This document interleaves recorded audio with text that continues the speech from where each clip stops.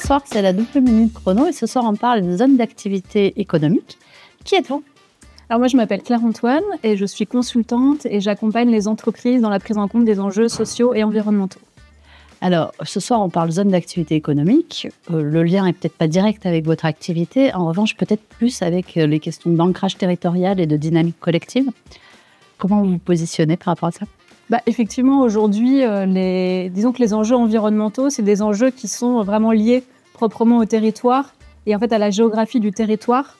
Donc finalement, dans ces zones d'activité économique qui sont des lieux concrets, ces problématiques de climat, d'énergie, etc., elles concernent finalement toutes les personnes qui sont directement liées au territoire parce qu'ils sont matériellement reliés à ce territoire.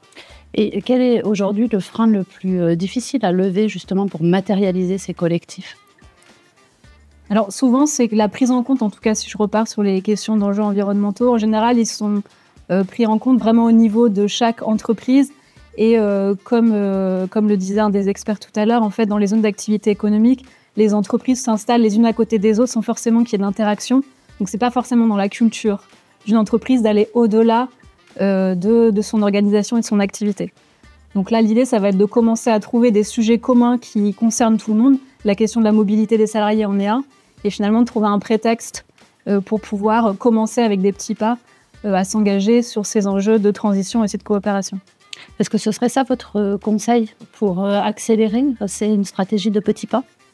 Stratégie de petits pas et effectivement trouver aussi donc, un sujet qui concerne tout le monde et dans lequel aussi on a envie d'aller.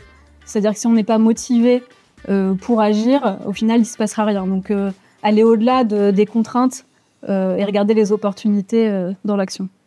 Très bien. Merci beaucoup. Merci.